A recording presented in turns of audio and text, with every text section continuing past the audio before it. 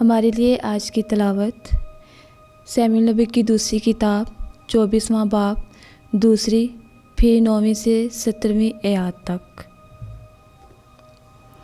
تب بادشاہ نے لشکر کے سردار یوآب سے جو اس کے ساتھ تھا کہا کہ اسرائیل کے سب قبیلوں میں دان سے لے کے بیر شبا تک گھوم اور لوگوں کو گن، تاکہ میں جانوں کہ لوگوں کا شمار کتنا ہے۔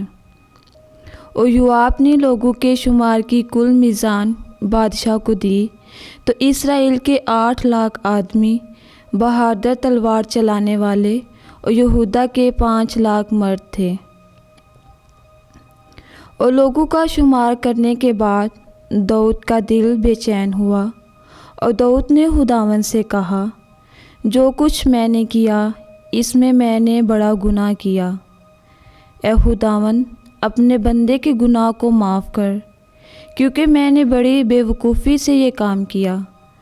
جب داؤد صبح کو اٹھا تو خداوند جات نبی سے جو داؤد کا غیبین تھا ہم کلام ہوا اور کہا، جا اور داؤد سے کہہ کہ خداوند یوں فرماتا ہے، میں تیرے سامنے 3 آفتیں رکھتا ہوں، تو اپنے لیے ان میں سے ایک چن لے، تو وہ میں تجھ پر نازل کروں گا۔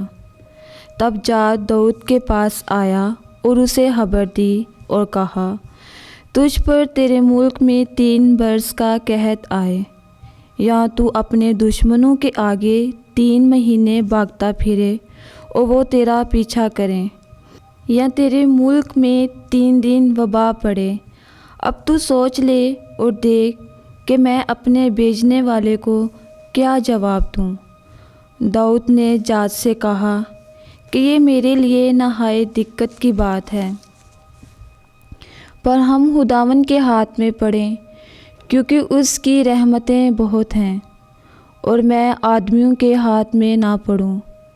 سو داؤد نے وبا قبول کی، اور خداوند نے اسرائیل پر صبح سے لے کر مقررہ وقت تک وبا بھیجی۔ سو لوگوں میں سے دان سے لے کر بیر شبا تک 70,000 آدمی مر گئے۔ اور جب فرشتے نے اپنا ہاتھ یروشلم پر بڑھایا کہ اسے تباہ کرے، تو خداوند نے ان کی مصیبت پر ترس کھایا، اور فرشتے کو جو لوگوں کو ہلاک کر رہا تھا کہا، بس اپنا ہاتھ تھام۔ اور خداوند کا فرشتہ ارونا یبوسی کے کھلیان کے پاس تھا۔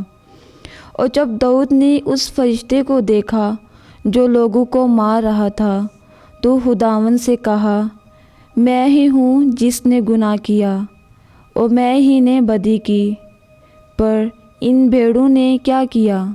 سو تیرا ہاتھ میرے خلاف اور میرے باپ کے گھرانے کے خلاف ہو۔ پاک کلام کے پڑھے اور سنے جانے پر خدا کی برکت ہو۔ خدا کا شکر ہو۔